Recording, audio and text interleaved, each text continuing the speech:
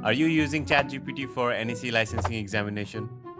Is it 100% correct? Let's check it out. हामी अहिले चाहिँ नेपाल इन्जिनियरिङ काउन्सिलको वेबसाइटबाट आएको मोडल क्वेसनमा आइसकेको छौँ र फर्स्टमै कैलाशकुट भवन वाज बिल्ड बाई भनेर छ होइन यही क्वेसनबाट सुरु गरौँ यो क्वेसन गएर चाहिँ च्याट जिपिटीलाई सोद्धाखेरि उसले के एन्सर भन्दो रहेछ तपाईँलाई थाहा छ भने तपाईँले पनि एकछिन गेस गर्न सक्नुहुन्छ अनि त्यसपछि म च्याट जिपिटीमा जान्छु सो च्याट जिपिटीले चाहिँ कैलाशकुट भवन वाज बिल्ड बाई यो सबै अप्सन मैले राखिदिँदाखेरि चाहिँ उसले भन्छ king Jayadeva which is incorrect किनभने कैलाशकुट भवन त अन्शु वर्माले बनाएको भनिएको छ सो यो पनि चेक गर्न सक्छौँ हामी यो चेक गर्नलाई चाहिँ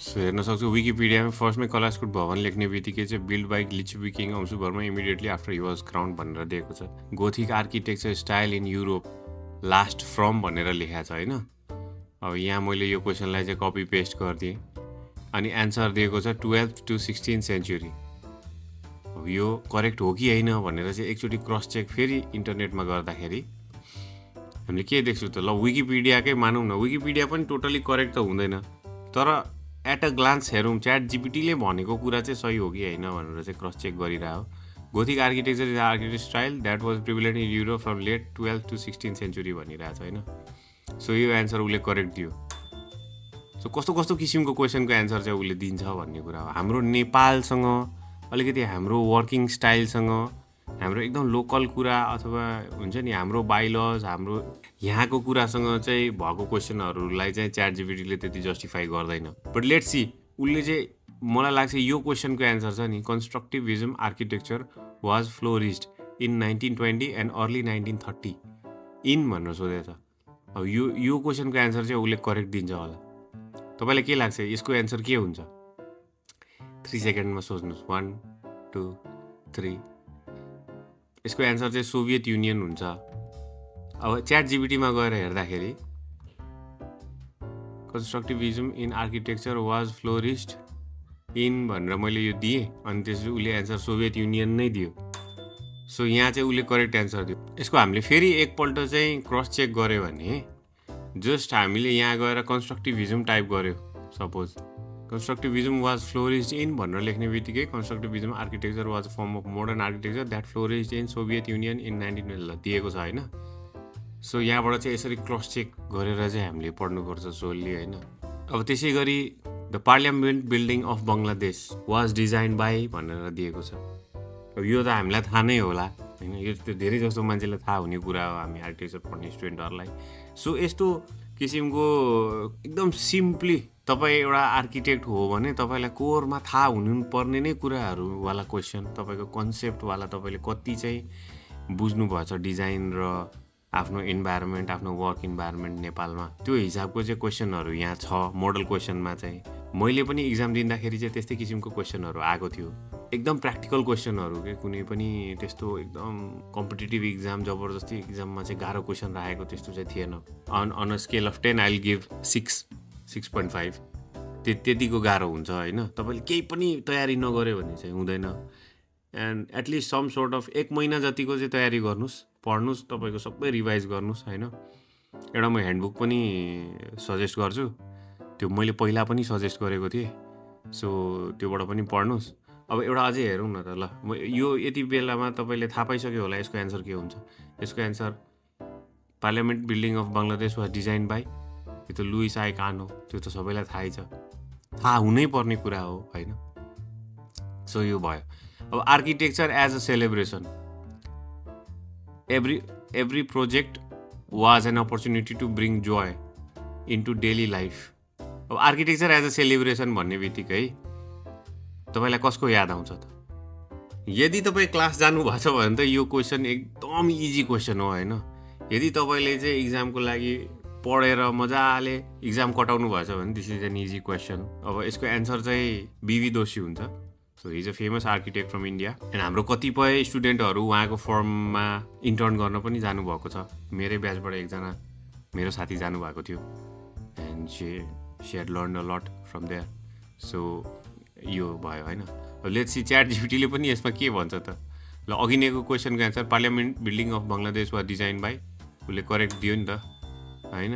अब यस्तो इन्टरनेसनलवाला क्वेसनहरू चाहिँ उसले अलिअलि मिलाउँछ, तर तपाईँले क्रस चेक चाहिँ गर्नै पर्छ जसरी पनि, होइन। अब नेक्स्ट क्वेसन त्यही आर्किटेक्चर एज अ सेलिब्रेसन भन्ने बित्तिकै यो चाहिँ कसले दिएको हो। अब यो त अलिक ट्रिकी भयो, यो स्टेटमेन्ट कसले भनेको हो भन्ने कुरा चाहिँ उसलाई थाहा हुँदैन। उसले चार्ल्स कोरिया भन्यो होइन, तर यो चार्ल्स कोरिया होइन, यो चाहिँ बिबी दोषीकै हो। अब हामीले क्रस चेक गऱ्यौँ, आर्क डेलीमा गएर हेर्दाखेरि ठ्याक्क तपाईँले यहाँ हेर्न सक्नुहुन्छ, यो every project was an opportunity to bring joy into daily life, होइन। यो चाहिँ हाम्रो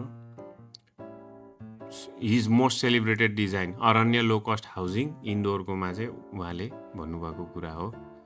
सो यो यहाँ चाहिँ हामी बिबी दोषीकै कुरा गर्दैछौँ, architecture as a celebration the philosophies of B V Doshi. So त्यहाँबाट थाहा हुन्छ। सो हरेक कुरामा चाहिँ च्याट जिपिटीलाई विश्वास नगर्नुहोस् है प्लिज। यदि तपाईँ कुनै इक्जामको तयारी गरिरहनु भएको छ भने you have to be better than chat GPT at least. अब यो क्रासमा तपाईँ होइन, भोलि इक्जाम दिनु छ, 4 दिनमा इक्जाम दिनु छ भने फ्याट च्याट जिपिटीबाट हेर्ने, अनि त्यो रिलेटेड चाहिँ रिसर्च गरेर के करेक्ट एन्सर हुन्छ थाहा पाउने। अब यस्तो धेरै कुराहरू छ यहाँ मैले रिसर्च गरेको, तर अल इन अल म त्यही भन्न चाहन्छु, यो भिडियोलाई धेरै लामो बनाउँदिनँ। यो सबै क्वेसनहरूलाई चाहिँ हजुरले च्याट जिपिटीमा चाहिँ एकचोटि क्रस चेक गरेर अनि आफ्नो दिमागलाई पनि युज गरेर चाहिँ काम गर्नुहोस्। नभयो भने चाहिँ बुक्समा खोज्न जानु होला, किनभने 5 इयर्समा पढेको सबै बुक्सहरू चाहिँ तपाईँले एट अ ग्लान्समा 1 महिनामा सबै पढेर भ्याउन सक्दैन। सो यो मोडल क्वेसनको काम के हो भने तपाईँले के कुरामा ध्यान दिन सक्नुहुन्छ भन्ने कुरा चाहिँ यसले देखाउँछ। अब कन्स्ट्रक्टिभिजम आर्किटेक्चर भनेछ भने अरू स्टाइल्स अफ आर्किटेक्चरहरू के थियो, होइन। Chicago school of architecture, Bauhaus, art nouveau, यिनीहरू सबै छ नि हो। यो सबैको बारेमा पढ्नुपर्छ भनेर क्वेसन नम्बर 15ले त हजुरलाई भन्यो। सो यो रिफरेन्सले चाहिँ तपाईँले चाहिँ यो मोडल क्वेसनलाई युज गर्न सक्नुहुन्छ। अब यो गर्भगृह इज एन एलिमेन्ट अफ भनेर लेखेछ। अब गर्भगृह हाम्रो हिन्दू आर्किटेक्चरको एलिमेन्ट हो, यसमा कुनै पनि डाउट छैन, होइन।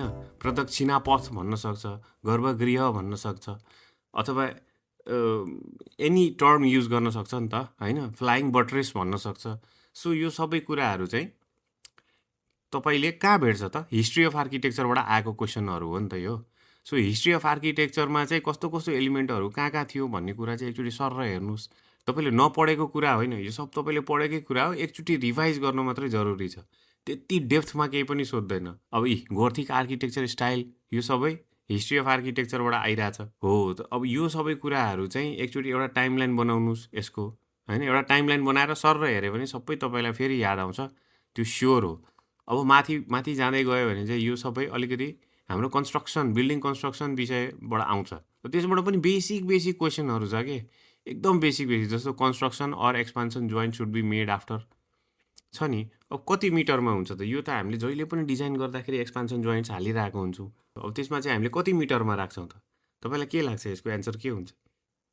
अब यसको एन्सर मलाई लाग्ने चाहिँ 22 मिटर हो। सो त्यसै टिक लगाउनु, एकदम कन्सेप्चुअल क्वेसन हो क्या। हजुरहरूले एभ्री डे यो चिजहरू चाहिँ आफूले पढेको बेलामा चाहिँ ट्याकल गरिरहेको कुरा हो, त्यसलाई जस्ट रिभाइज गर्ने बेला। राफ्ट फाउन्डेसनको अर्को नाम के हो भन्छ, म्याट फुटिङ हो, तपाईँलाई थाहा नै हुन्छ। अब त्यस्तै गरी अब यो हेर्नुहोस्, यो पनि हाम्रो स्ट्रक्चर बिल्डिङ कन्स्ट्रक्सनसँग रिलेटेड हो। Compressive strength of concrete in M25 mix भनेको के हुन्छ, 25 MPa हो, होइन। त्यस्तो कुराहरू हुन्छ। Thickness of the motor joint in brick machinery साल बी 10 mm। यो फर्स्ट अपार्टमेन्ट एक्ट वाज अप्रुभड इनको चाहिँ मैले एउटा अर्को पनि भिडियो बनाएको छु, आइएम नट स्योर, अब त्यो अहिले स्योर भइसकेको कि छैन, त्यो भिडियो पनि हेर्नुहोस्, मेरो प्रोफाइलमा छ, अलि तल होला। अब त्यसै गरी पढ्नुहोस्, म तपाईँहरूलाई बेस्ट अफ लक भन्न चाहन्छु। एन्ड सोल्ली च्याट जिपिटीमा चाहिँ भर परेर नगर्नुहोस्। इक्जाम दिएर लाइसेन्स पाएको एउटा आफूलाई प्राइड फिल हुन्छ, सो त्यो प्राइडलाई ग्रास्प गर्नुहोस्। त्यतिन्जेलको लागि I'll say you all the best and bye for now. Peace.